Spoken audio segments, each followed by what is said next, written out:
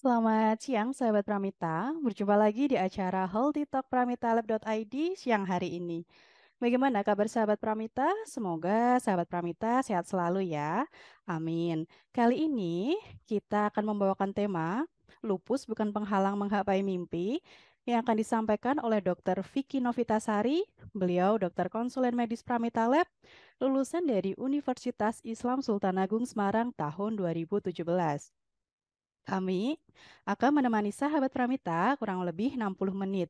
Baik, langsung saja sudah bergabung dengan kita yaitu Dokter Vicky. Selamat siang, Dokter. Selamat siang. Bagaimana, Dokter, kabarnya? Alhamdulillah kabarnya baik.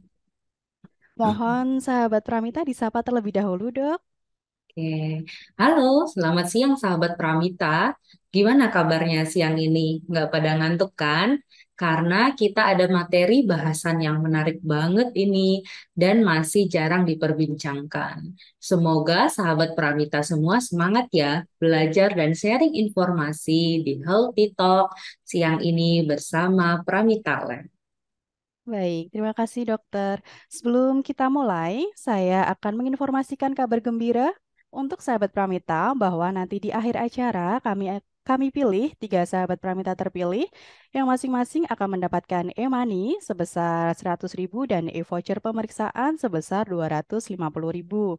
Jadi untuk sahabat Pramita jangan lupa follow Instagram pramitalab.id, tetap setia join sampai akhir acara dan silahkan berikan pertanyaan-pertanyaan terbaiknya di kolom komentar. Baik dokter, tidak usah berlama-lama ya dok ya. Langsung saja karena sahabat Pramita sudah tidak sabar ini dok. Ini tema yang sangat menarik nih dok untuk sahabat Pramita yang penasaran banget nih dok mengenai penyakit lupus dokter. Silahkan. Oke, terima kasih atas waktu dan kesempatannya. Jadi, siang ini kita akan belajar bersama, menambah wawasan bersama, lebih mengetahui dan mengenal apa sih lupus itu. Mungkin di luar sana masih banyak sekali yang belum paham, bahkan belum mengetahui apa sih lupus itu, penyakit jenis apa lupus itu, ciri dan gejalanya bagaimana, terus penyebabnya apa. Ya, semoga setelah kita berbincang bersama di Healthy Talk siang ini, kita bisa lebih mengetahui lagi dan lebih mengenal apa sih lupus itu. Oke, tidak usah berlama-lama. Jadi kita harus tahu dulu lupus ini apa sih. Jadi lupus ini adalah suatu penyakit yang disebabkan oleh autoimun. Autoimun, autoimun itu apa dok? Oke, autoimun itu adalah keadaan di mana sel tubuh seseorang atau sel tubuh seorang individu yang seharusnya dia melindungi sel tubuh lainnya, namun dia malah balik menyerang kawanannya sendiri. Jadi, di dalam tubuh seseorang ada sekumpulan sel yang disebut sel imun atau sel pertahanan tubuh, di mana fungsinya adalah sebagai tentara, yaitu melindungi sel-sel lainnya, sel normal di dalam tubuh ketika ada infeksi atau benda asing yang masuk. Pada penderita autoimun, sel ini bukannya melindungi, namun dia malah menyerang balik kawanan sel yang normal, yang memang sudah ada normal di dalam tubuh, sehingga timbullah reaksi peradangan. Loh, kok bisa gitu, Dok? Apa penyebabnya, Dok? Ya, jadi hingga saat ini penyebabnya belum diketahui pasti. Berbagai penelitian masih terus mencari tahu apa sih penyebab pasti dari penyakit autoimun ini atau penyakit lupus. Namun, beberapa peneliti telah menyatakan ada beberapa faktor resiko yang diduga berperan penting dalam timbulnya penyakit lupus. Apa aja itu? Yang pertama adalah faktor genetik. Diduga mungkin adanya kerusakan DNA saat coding pembuatan sel imun. Lalu yang kedua adalah faktor hormonal dan yang ketiga adalah faktor eksternal. Faktor eksternalnya apa saja? Banyak, banyak hal yang bisa menimbulkan stres. Namun yang paling sering didapati faktor eksternal yang berkaitan erat dengan angka kejadian lupus ada dua, yaitu sinar UV dan paparan asap rokok. Oke, jadi sedikit saya bahas mendalam terkait dengan faktor resiko yang kedua, yaitu faktor hormonal. Diketahui bahwa di luar sana, mayoritas penderita penyakit lupus itu adalah wanita pada rentang usia 15 sampai 40 tahun. Angka kesakitannya di wanita dibanding laki-laki mencapai 10 banding 1. Kenapa? Karena hal ini ternyata berkaitan erat dengan adanya faktor hormonal. Jadi, pada wanita ada hormon yang dinamakan hormon estrogen, di mana hormon ini mencapai puncaknya pada usia 15 sampai 40 tahun. Jadi ya, benar adanya jika di luar sana kita sering mendengar istilah usia 15 sampai 40 tahun adalah usia subur seorang wanita. Ya, jadi saat rentang usia tersebut, hormon-hormon wanita sedang di masa puncaknya. Selain itu, di usia produktif banyak faktor eksternal yang menyebabkan stres. Bisa itu dari faktor keluarga, faktor pekerjaan, dan lain-lain. Jadi memang kenapa wanita itu lebih banyak menderita lupus dibanding laki-laki karena disebabkan adanya faktor hormonal. Oke, sekarang kita bahas lebih lanjut lagi tentang lupus. Apa saja sih macam-macam dan jenis-jenisnya lupus? Ya, lupus memiliki 4 jenis. Yang pertama adalah SLE atau Systemic Lupus Erythematosus, di mana SLE adalah jenis lupus yang paling banyak dijumpai di luar sana. Lalu yang kedua adalah cutaneous skin lupus, yaitu jenis lupus yang fokus menyerang area kulit. Biasanya penderita akan mengeluhkan ruam-ruam, rash kemerahan pada area kulitnya, terutama ketika terkena sinar matahari. Jadi memang penderita cutaneous skin lupus ini mereka sangat sensitif terhadap sinar matahari. Dan yang membedakan penderita lupus dengan penderita penyakit kulit adalah biasanya ruam yang timbul itu tidak terasa gatal. Lalu yang ketiga adalah drug induced lupus, yaitu lupus yang distimulasi, yang di-trigger, yang dicetuskan oleh suatu obat tertentu. Tidak spesifik obatnya apa, namun ternyata ada beberapa individu mereka memang sensitif, tubuhnya sensitif terhadap suatu obat tertentu. Jadi semacam alergi. Namun yang ditimbulkan bukan reaksi alergi, namun malah memicu munculnya suatu gejala lupus. Nah, kabar baiknya pada penderita drug induced lupus biasanya ketika dihentikan konsumsi obat yang memicu tadi, maka gejala lupusnya lambat laun akan menghilang. Lalu yang keempat adalah neonatal lupus.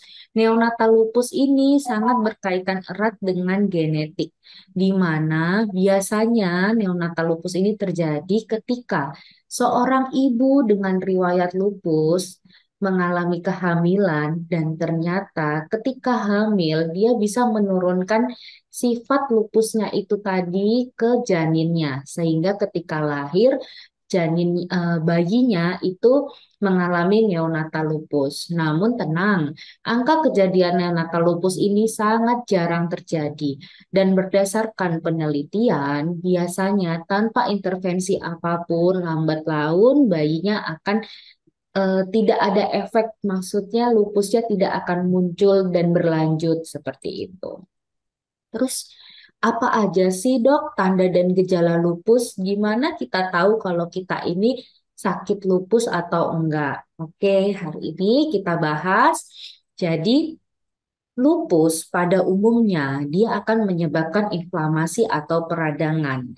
Nah, karena di luar sana kita bicara lupus itu cenderung berbicara tentang SLE karena memang mayoritas penderita lupus itu adalah penderita lupus yang jenis SLE, maka di sini akan saya fokuskan kita bicara tentang SLE. Jadi SLE, Systemic Lupus Erythematosus, sistemik seluruh bagian tubuh, lupus erythematosus, erythematosus kemerahan, peradangan. Jadi memang lupus ini pada umumnya dia akan menyebabkan inflamasi atau peradangan. Bisa di semua area manapun dalam tubuh, bisa di semua organ manapun dalam tubuh. Tergantung reaksi respon dari tubuh itu sendiri dan lupusnya menyerang area organ yang mana. Terus kalau gitu bisa di mana aja dok? Terus kita taunya ini lupus atau bukan gimana? Tenang, ada beberapa area spesifik yang paling sering diserang oleh lupus. Yang pertama adalah persendian. Yang kedua adalah kulit, yaitu spesifik cutaneous skin lupus. Yang ketiga adalah organ ginjal. Namun tidak menutup kemungkinan lupus ini dia juga bisa menyerang otak, paru-paru, jantung, bahkan pembuluh darah. Terus gejalanya apa dok yang timbul? Oke, jadi gejala yang timbul memang akan menyesuaikan dengan area mana atau organ mana lupusnya menyerang. Namun secara umum ada 5 tanda gejala yang bisa kita notit, bisa kita perhatikan yang kemungkinan besar dia akan mengarah ke lupus. Yang pertama adalah mudah lelah. Jadi 50-90% penderita lupus dia akan merasakan badannya mudah lelah, pegal-pegal. Lalu yang kedua adalah pembengkakan pada sendi. Jadi 90% penderita akan merasakan pembengkakan pada sendi. Yang ketiga adalah demam. Demam yang penyebabnya tidak jelas tiba-tiba muncul. Yang keempat adalah hair loss atau kerontokan pada rambut dan yang terakhir adalah malar atau butterfly rash. Butterfly rash ini sangat erat kaitannya dengan SLE, bahkan hampir bisa dibilang pasien dengan butterfly rash cenderung adalah pasien SLE. Apa itu butterfly rash? Yaitu munculnya kemerahan di area pipi membentuk seperti kupu-kupu.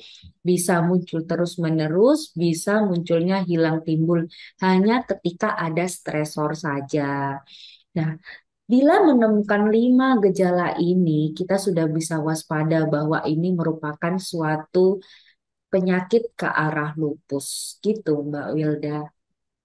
Baik, dokter. Jadi, bagaimana ya, dok ya, caranya supaya kita tahu ya, dok ya, Iya. ada riwayat lupus atau tidak, dokter?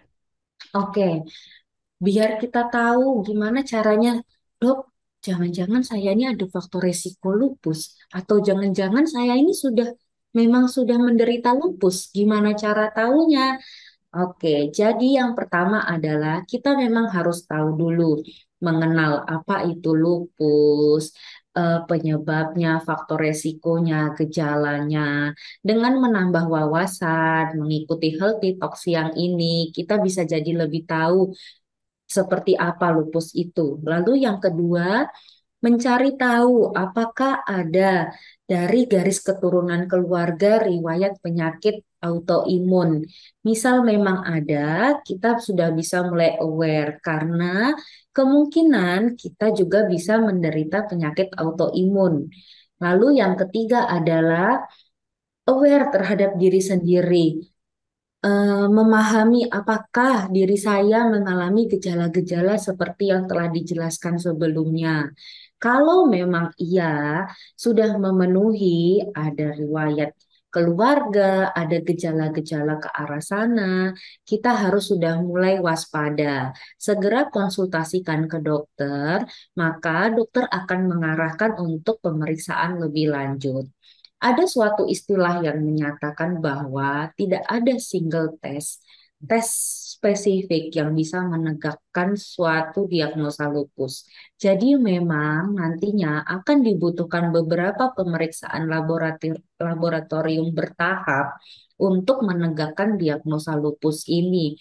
Ada pemeriksaan anates yang merupakan pemeriksaan untuk mengetahui apakah suatu individu menderita penyakit autoimun atau tidak. Dan pemeriksaan anates ini termasuk salah satu poin penting dalam penegakan diagnosa lupus.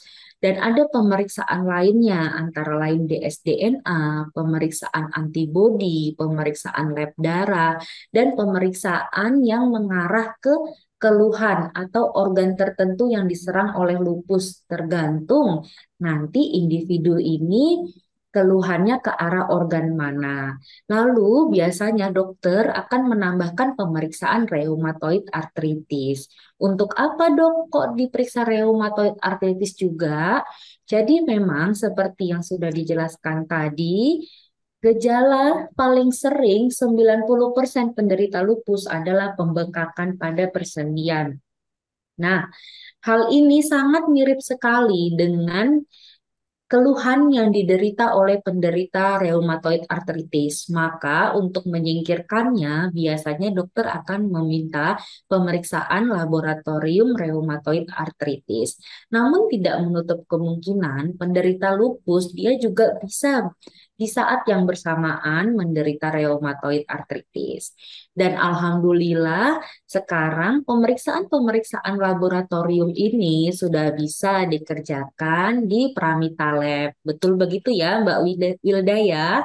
Betul, dokter. Nah, Lalu, baik. Kalau ini ya, Dok ya, apakah benar, dokter, untuk penyakit lupus sendiri ini sulit disembuhkan, dokter?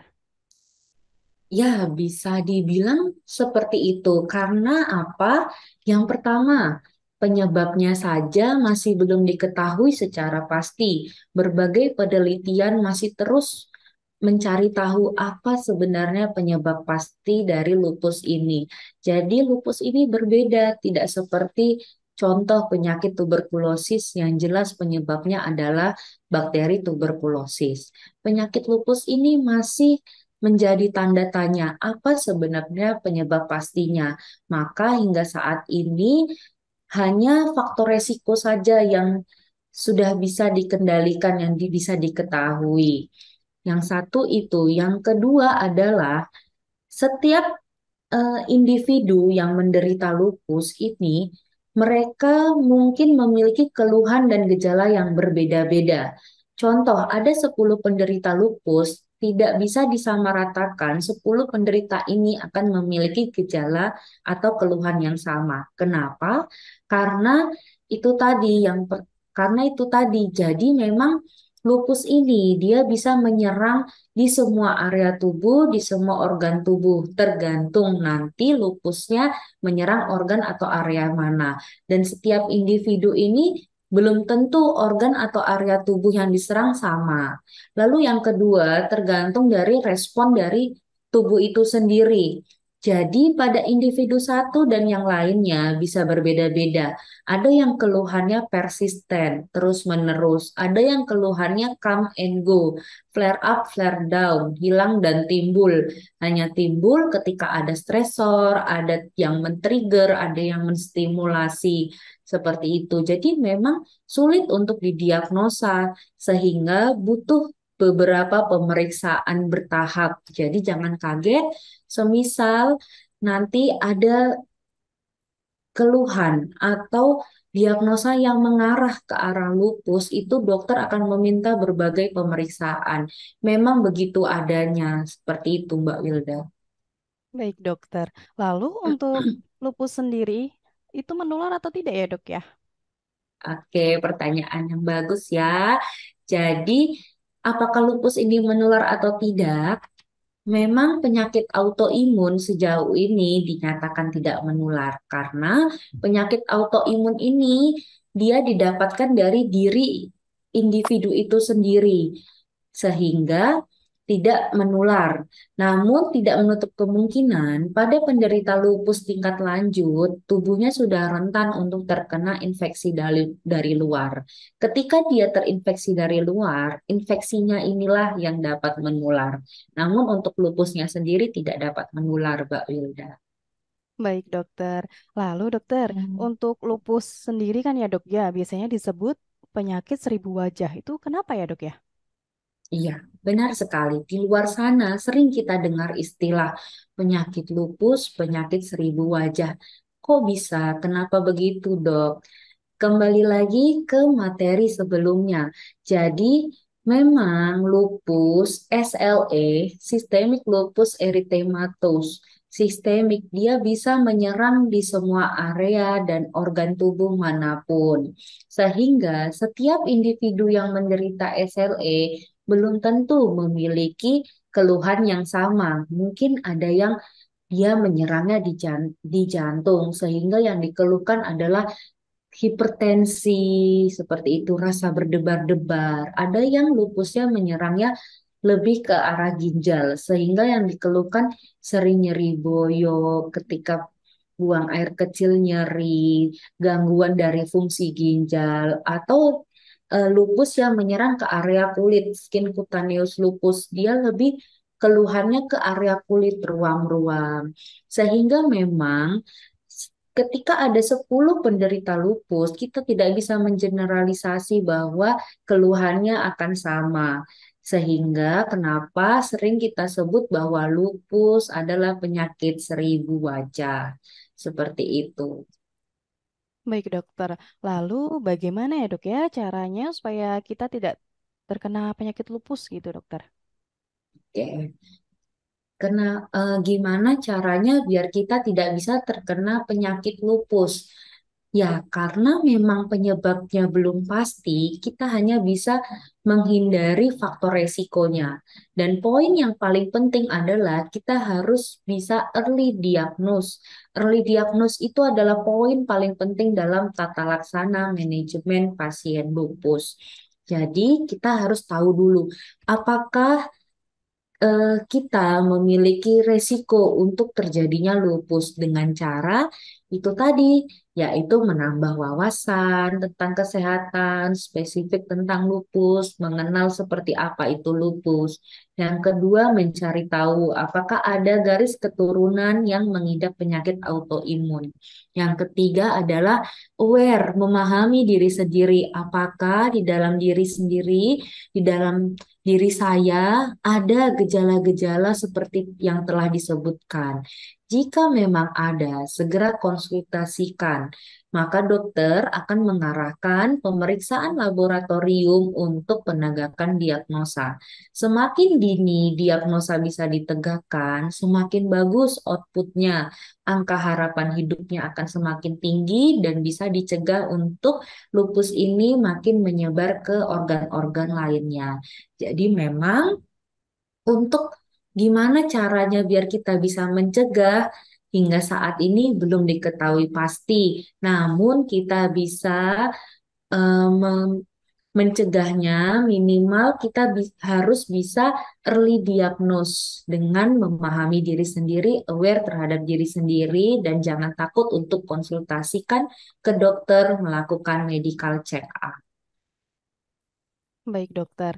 Lalu, boleh dijelaskan lagi, dokter, mengenai jenis-jenis lupus? Barangkali ada sahabat Pramita yang baru bergabung, dokter. Oke, ya. Jadi memang ada 4 jenis lupus. Yang pertama adalah SLE atau Systemic Lupus Erythematosus, di mana SLE ini adalah jenis yang paling dominan ditemukan di luar sana. Sehingga memang kebanyakan ketika kita bicara lupus, kita cenderung bicara SLE. Lalu yang kedua adalah cutaneous skin lupus, yaitu lupus yang fokus menyerang area kulit. Biasanya penderita akan mengeluhkan ruam-ruam kemerahan pada kulitnya.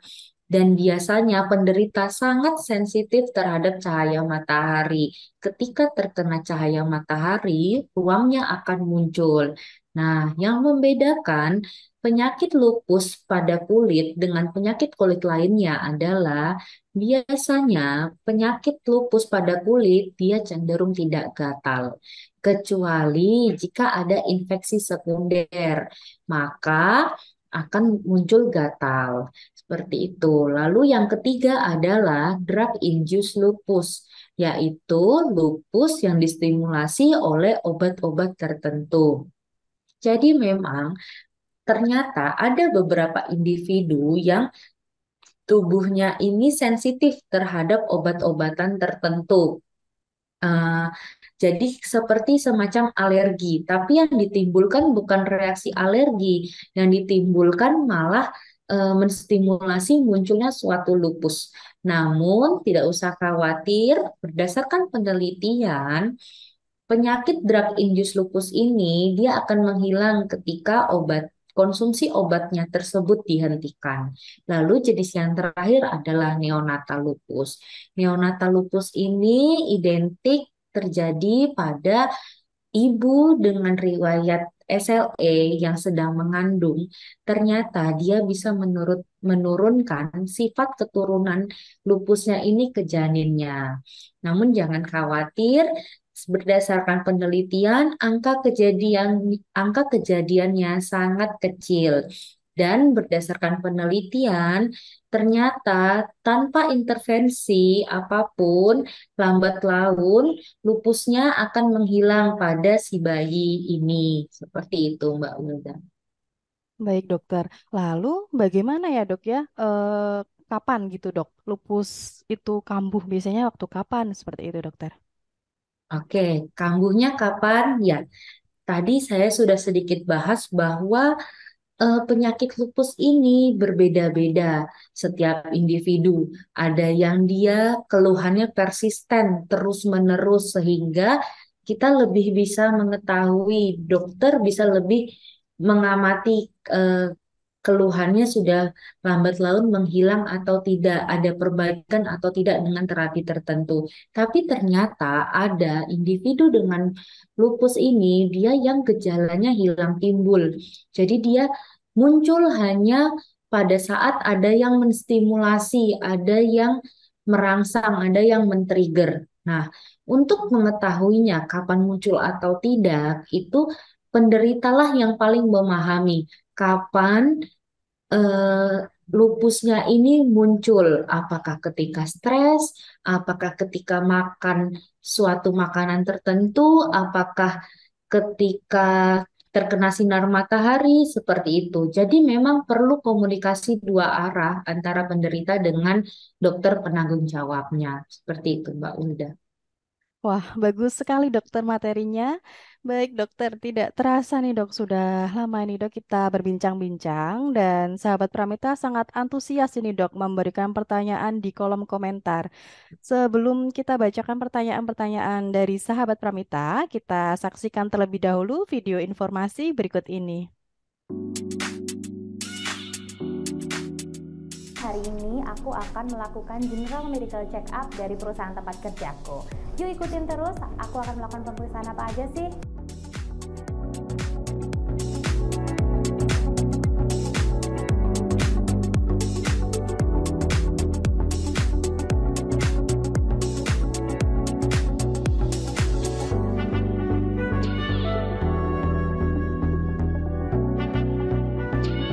Yeay, sekarang tiba giliranku untuk medical check up.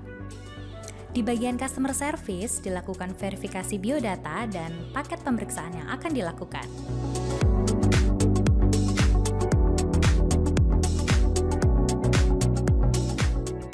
Pemeriksaan pertama yang aku lakukan adalah pengambilan sampel darah. Selain ruangan yang nyaman, Pramita Lab memiliki petugas yang ramah, kompeten, dan profesional.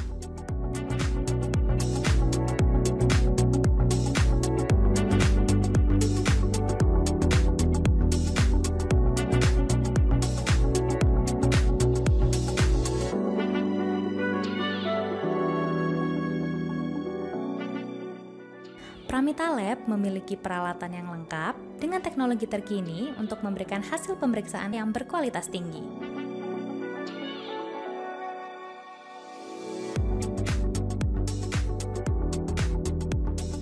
Pasca medical check up akan mendapatkan penjelasan, saran, dan tindak lanjut dari hasil medical check up yang telah dilakukan.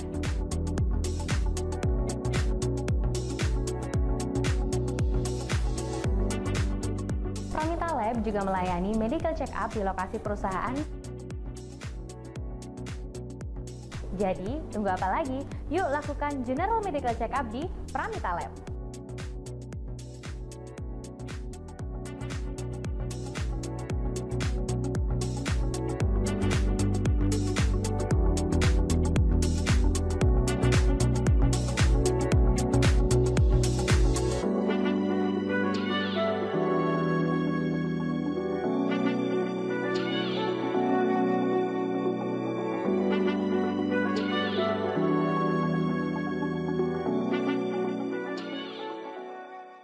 Baik, kembali lagi dokter. Langsung saja kita bacakan pertanyaan-pertanyaan dari sahabat Pramita ya, Dok.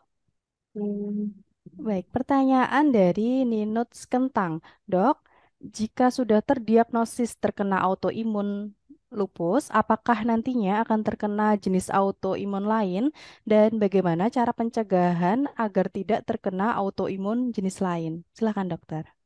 Oke, pertanyaan yang bagus. Jadi memang jika sudah terdiagnosa penyakit lupus, apakah masih mungkin terkena penyakit autoimun lain? Kemungkinan masih ada. Namun memang untuk angka pastinya berapa persen hingga saat ini belum bisa ditentukan. Namun jika ditanyakan kemungkinan masih ada. Kenapa? Karena memang penyebabnya pun hingga saat ini belum diketahui pasti. Jadi masih ada kemungkinan-kemungkinan untuk autoimun lainnya, jenis lainnya juga terjadi ketika seseorang mengalami lupus. Lalu pencegahannya bagaimana? Memang terapi utama, target terapi pada penderita lupus adalah kita harus bisa menstabilkan keluhannya. Jangan sampai keluhan lupusnya ini muncul atau flare up, timbul. Lalu yang kedua, meningkatkan kualitas hidup pasien. Dan yang ketiga, mencegah lupusnya ini makin menyebar ke organ-organ lainnya.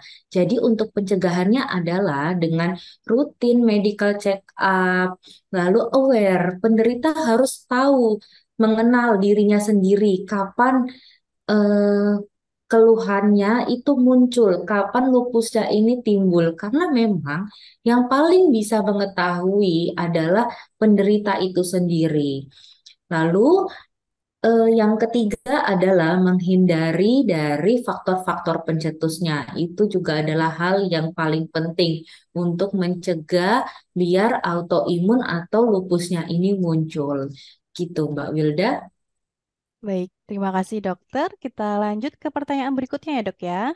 Dari Christina Alberita, bagaimana cara pencegahan lupus untuk kita penderita anemia, apalagi suka nggak makan sayur dan makan buah?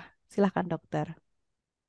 Oke, jadi hingga saat ini tidak ada korelasi langsung antara anemia dengan penyakit lupus. Memang salah satu gejala yang bisa kita ketahui deteksi pada penderita lupus adalah anemia. Namun bukan berarti penderita anemia akan mengalami lupus. Kurang lebih seperti itu. Jadi memang kalau ditanya bagaimana cara mencegah eh, penyakit lupus biar tidak muncul pada penderita anemia.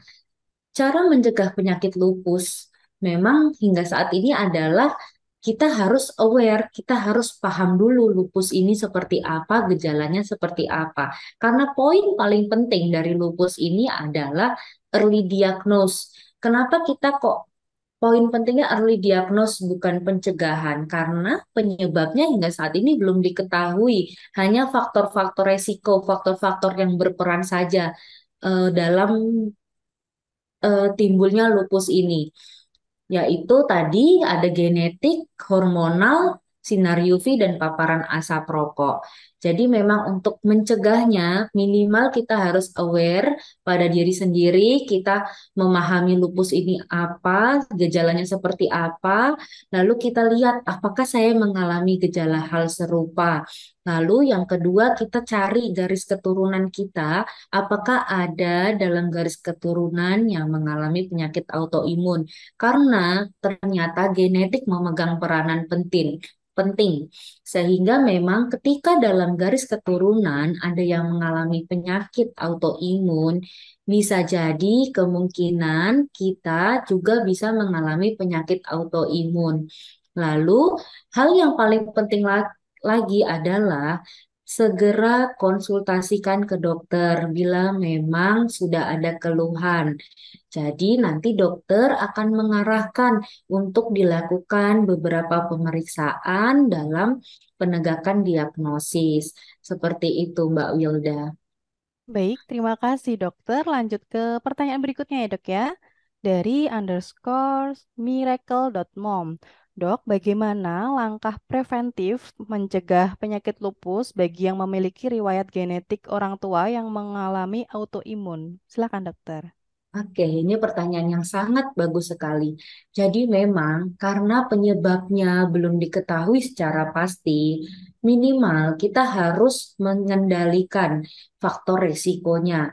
Jika memang sudah memiliki faktor resiko genetik terutama, karena genetik ternyata berperan paling penting dalam penyakit autoimun, terutama SLE ini. Ketika sudah punya genetik autoimun, penyakit autoimun, lebih aware terhadap diri sendiri, lebih pahami diri sendiri. Tapi bukan berarti self-diagnose ya, jadi semuanya tetap harus dikonsultasikan ke dokter. Namun, keluhan-keluhan yang paling pertama mengetahui adalah individu itu sendiri. Jadi dengan menambah wawasan, lebih mengenal tentang kesehatan, mengikuti kegiatan healthy talks seperti siang ini itu tidak ada salahnya. Lalu kita aplikasikan pada diri kita sendiri. Apakah saya ada keluhan yang mengarah ke arah sana? Jika memang ada keluhan yang mengarah ke sana, segera konsultasikan ke dokter. Ada istilah yang mengatakan tidak ada satu single test pun yang bisa spesifik menegakkan diagnosa lupus. Jadi memang butuh kontribusi dari pasien dan dokter penanggung jawab. Pasien yang pertama kali mengetahui keluhan-keluhannya, maka dokter akan mengarahkan melakukan pemeriksaan-pemeriksaan lanjutan bertahap untuk penegakan diagnosanya. Ada beberapa pemeriksaan penting yang eh, berperan penting dalam penegakan diagnosa lupus. Salah satunya adalah anates, di mana anates ini dia untuk mengetahui apakah individu ini mengalami penyakit autoimun atau tidak. Lalu nanti akan ada beberapa pemeriksaan laboratorium penunjang lainnya yang mendukung untuk penegakan diagnosa lupus, yaitu ada pemeriksaan anti-dsDNA, pemeriksaan antibodi, pemeriksaan lab darah, pemeriksaan reumatoid artritis, dan pemeriksaan lainnya yang mengarah ke keluhan atau organ tertentu yang dikeluhkan oleh penderita. Contoh, misal penderita mengeluhnya ke arah ginjal, maka dokter akan mengarahkan pemeriksaan fungsi ginjal sebagai pemeriksaan tambahan untuk mendukung penegakan diagnosa lupus. Jadi, misal ditanya, "Dok, seperti pertanyaan tadi ini, dok, saya sudah ada riwayat genetik penyakit autoimun. Bagaimana cara saya mencegah apakah saya ini terkena lupus atau tidak?" Poin paling penting adalah harus aware, pahami diri sendiri. Segera konsultasikan ke dokter jika ada keluhan dan jangan pernah takut untuk lakukan medical check up karena sudah memenuhi salah satu faktor resiko untuk terjadinya lupus. Seperti itu, Mbak Wilda. Baik dokter, terima kasih. Lanjut ke pertanyaan berikutnya ya dok ya. Dari Christina Alberita lagi nih dok. Dokter, bagaimana deteksi dini untuk penderita lupus? Apakah bisa secara fisik telanjang atau harus ke lab? Silakan dokter. Oke, apakah bisa secara fisik? Maksudnya pemeriksaan fisik ya? Pemeriksaan fisik yang dilakukan oleh dokter tidak bisa 100% digunakan sebagai dasar penegakan diagnosa lupus. Memang dalam penegakan diagnosa lupus dibutuhkan poin pemeriksaan laboratorium. Jadi, tahapan dalam penegakan diagnosa lupus pertama memang adalah anamnesis. Jadi dokter akan wawancara terhadap pasien mengenai keluhan pasien, riwayat keturunan, dan lain hal sebagainya. Lalu yang kedua akan dilakukan pemeriksaan fisik, mulai dari ujung kepala sampai ujung kaki, untuk mengetahui area mana saja yang dikeluhkan dan untuk menganalisa kira-kira organ mana saja yang diserang jika memang eh, keluhan ini mengarah ke arah lupus. Lalu, untuk memastikan memang harus dibutuhkan pemeriksaan lab karena salah satu poin dalam penegakan diagnosa lupus adalah pemeriksaan laboratorium anates tadi dan harus ditunjang dengan pemeriksaan laboratorium lainnya. Jadi kalau ditanya apakah hanya bisa dengan pemeriksaan fisik saja, tidak bisa. Memang harus dibantu ditegakkan dengan pemeriksaan penunjang, pemeriksaan laboratorium. Seperti itu. Baik, terima kasih dokter. Lanjut ke pertanyaan berikutnya ya dok ya. Dari Nima underscore Amirul. Amirul.akmah. Apa aja dok tanda-tanda lupus pada perempuan? Apakah rentan kena lupus jika kita ada anemia? Silakan dokter.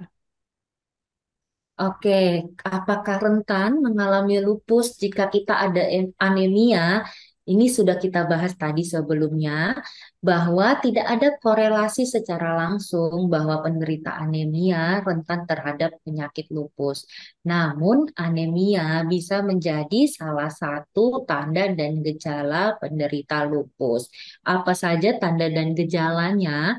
Jadi, lupus atau SLE ini memang dia bisa menyerang di semua area atau organ tubuh manapun.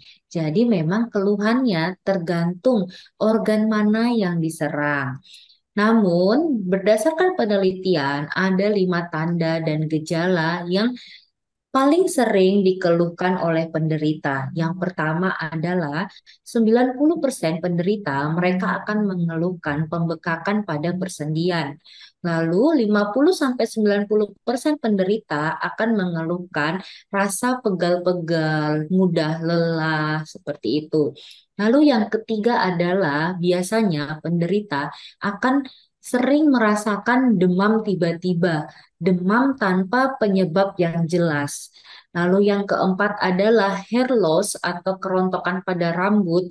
Dan yang terakhir adalah malar rash atau butterfly rash, di mana butterfly rash ini sudah sangat mendukung untuk seorang dokter curiga adanya suatu lupus. Apa itu butterfly rash? Butterfly rash adalah tanda kemerahan pada pipi yang menyerupai kupu-kupu. Keluhan ini tidak selalu serta-merta muncul. Dia bisa muncul, hilang dan timbul hanya pada saat ada yang men-trigger, ada yang menstimulasi saja. Seperti itu, Mbak Wilda. Baik, terima kasih dokter. Masih semangat ya dok? Masih, jangan mau kalah ya sama sahabat Pramita. Baik dokter. Lanjut ke pertanyaan berikutnya ya dok ya. Dari Rizka Dewi Triani. Apakah penderita lupus bisa komplikasi dok? Awalnya memang anemia. Apakah bisa terkena lupus? Oke, Ya, silakan dok. anemia lagi. Ini banyak sekali ya yang membahas tentang anemia. Jadi memang saya ulangin lagi, tidak ada korelasi langsung antara anemia dengan kejadian lupus. Namun anemia menjadi salah satu tanda dan gejala yang bisa kita amati pada penderita lupus. Lalu untuk komplikasinya, jelas ada komplikasi dari penyakit lupus. Karena penyakit lupus ini dia bisa menyerang semua organ. Dia bisa menyebabkan komplikasi kerusakan pada organ-organ yang dia serang. Paling sering adalah menyerang di organ ginjal. Jadi, pada penderita lupus yang menyerang di organ ginjal, jika tidak segera diketahui, bisa mengakibatkan kerusakan ginjal. Kenapa? Karena pada penyakit lupus akan terjadi proses peradangan, inflamasi, di mana sel yang seharusnya melindungi sel tubuh, dia malah menyerang. Jadi sel imun yang harusnya berfungsi sebagai tentara, pelindung ketika ada infeksi atau benda asing, dia malah merusak, dia malah menyerang kawanan sel lainnya yang memang normalnya ada pada tubuh. Jika hal itu terjadi pada ginjal dalam waktu yang cukup panjang, lambat laun, maka fungsi ginjalnya akan menurun.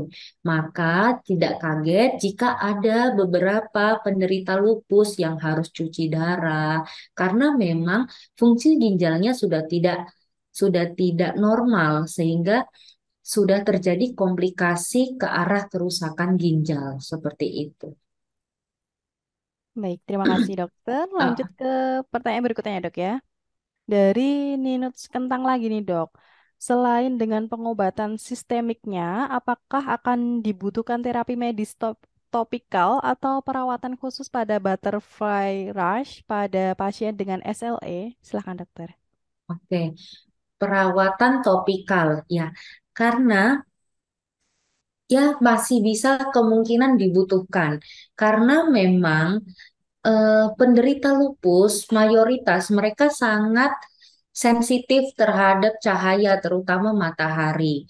Jadi perawatan topikal biasanya berfungsi untuk melindungi dari sinar matahari. Sebenarnya orang normal pun, orang yang tidak lupus pun tetap butuh eh, pelindung seperti krim atau yang sekarang kita kenal dengan sunscreen untuk melindungi kulit kita dari sinar matahari. Karena pada penderita lupus mereka memang mayoritas sangat sensitif terhadap sinar matahari. Jadi ya masih sangat dimungkinkan dibutuhkan terapi topikal. Namun hal itu dikembalikan lagi kepada penderita, tergantung respon dari penderita, respon tubuh penderita. Maka nanti dokter penanggung jawab yang memang ahli pada bidang lupus yang akan menentukan apakah penderita ini membutuhkan terapi topikal atau tidak. Seperti itu. Baik, Sedikit terima saya kasih. tambahkan, Ya, Mbak Wilda, boleh, boleh dokter, namun boleh. iya, namun tidak ada salahnya kita tetap harus memakai pelindung dari sinar UV karena bisa dicari tahu di berbagai media informasi saat ini bahwa memang sinar UV ini eh, kurang baik seperti itu untuk kulit. Jadi memang pemakaian pelindung topikal itu cukup berperan tidak hanya untuk penyakit SLE, tapi juga pada orang normal pun tetap penting. Seperti itu, Mbak Wilda. Baik, terima kasih dok. Lanjut lagi ya dok ya, dari Happy Mom underscore 7919. Bagaimana pertolongan pertama saat mengalami gejala lupus ya dok? Silahkan dokter. Ya, pertolongan pertama ketika mengalami gejala lupus.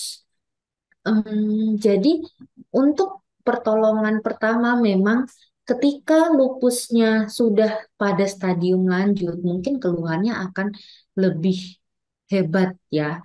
Maka dari itu penting adanya early diagnose karena kalau sudah terdeteksi sedini mungkin keluhannya eh, tidak akan terlalu membahayakan.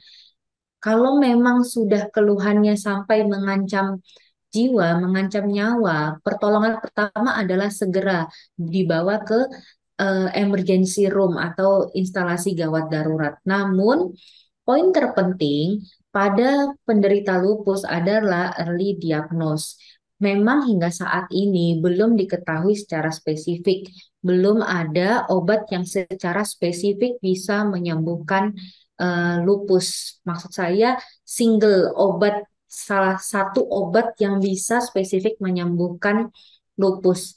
Jadi saat ini terapi pada penderita lupus adalah kita harus bisa mengelola penderita, menstabilkan gejalanya, meningkatkan kualitas hidupnya, dan mencegah lupusnya makin berlanjut. Maka poin paling penting adalah early diagnose sebelum lupus ini menimbulkan komplikasi dan menimbulkan gejala yang dapat mengancam jiwa. Sebaiknya memang sejak dini harus segera ditegakkan dengan jangan takut untuk medical check up, segera konsultasikan kepada dokter jika memang ada riwayat, ada keluhan yang mengarah ke sana. Seperti itu, Mbak Wilda. Baik, dokter. Tidak terasa nih, Dok, kita sudah hampir kurang lebih 60 menit menemani sahabat Pramita dan pertanyaannya cukup menarik semua ya, Dok. Iya, pertanyaannya sangat bervariatif dan antusiasnya tinggi ya, Mbak Wilda. Baik, dokter. Baik, seperti janji saya bahwa di akhir acara akan menginformasikan bagi tiga sahabat Pramita terpilih hari ini. Sebelum kita umumkan, mari kita saksikan video informasi berikut ini.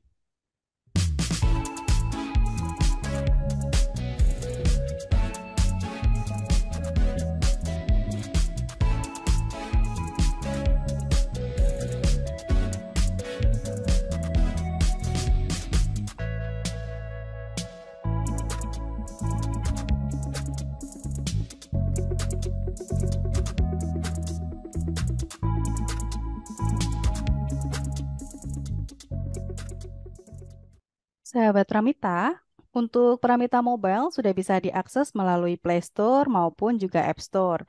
Nih, alasan sahabat Pramita harus menggunakan Pramita Mobile. Kemudahan akses dimanapun dan kapanpun, bisa digunakan untuk individu atau keluarga, ada berbagai program promo, kecepatan layanan dengan jalur khusus, kemudahan bertransaksi dengan berbagai metode pembayaran, dan akses hasil langsung pada aplikasi.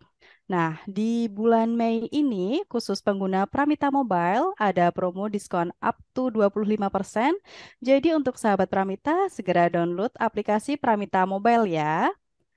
Baik dokter, sekarang kita umumkan tiga sahabat Pramita terpilih yang beruntung dan masing-masing akan mendapatkan e-money sebesar 100.000 dan e-voucher pemeriksaan sebesar 250.000 yang berlaku di seluruh cabang Pramita. Untuk sahabat Pramita yang terpilih pertama yaitu akun Iswati Ahmad, yang kedua Ninuts Kentang, dan yang ketiga ada Vivi Avi underscores. Selamat untuk sahabat Pramita yang terpilih. Untuk akun Instagramnya jangan dikunci, nanti akan kami hubungi melalui pesan DM. Sebelum kita akhiri Healthy Talk kita pada siang hari ini, kesimpulan dari tema kita hari ini apa saja, dokter? Silahkan. Baik, terima kasih kepada sahabat Pramita atas partisipasinya yang sangat luar biasa. Semoga Healthy Talk kita siang ini membawa banyak manfaat. Mungkin terakhir sedikit kesimpulan dari saya, memang hingga saat ini lupus belum diketahui penyebab pastinya, belum ada obatnya. Namun dengan early diagnose kita dapat mengendalikannya dan angka harapan hidupnya cukup tinggi. Jangan malas untuk menambah wawasan tentang kesehatan dan memahami diri sendiri itu adalah hal yang penting. Jangan takut untuk konsultasikan ke dokter, lakukan medical check up jika memang ada keluhan. Karena saat ini pemeriksaan laboratorium terkait dengan lupus sudah sangat mudah diakses. Pramita Lab telah menyediakan fasilitas tersebut. Mungkin sekian dan terima kasih dari saya. Baik, terima kasih dokter. Nah, sahabat Pramita, jangan lupa rutin untuk medical check up di Pramita Lab ya. Sahabat Pramita bisa langsung datang ke cabang Pramita Lab terdekat atau bisa juga mendaftar secara online melalui Pramita Mobile atau menghubungi Sapa Pramita di nomor 0888 0305 7700. Baik, saya ulangi lagi ya, atau bisa menghubungi sahabat Pramita ke nomor 0888 0305 7700 karena pelayanan kami cukup lengkap ya, Dok. Dan Pramita Lab merupakan pilihan utama orang ternama. Baik dokter, tidak terasa nih dok, sudah sampai di akhir acara ini dok. Mohon maaf jika ada pertanyaan sahabat Pramita yang belum terjawab karena keterbatasan waktu kami. Untuk sahabat Pramita, jangan lupa saksikan Healthy Talk kita yang lainnya yang pasti temanya tidak kalah menarik dengan tema kita hari ini.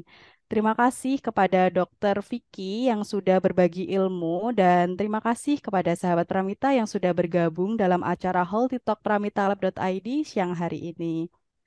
Selamat siang dan salam sehat. Salam sehat.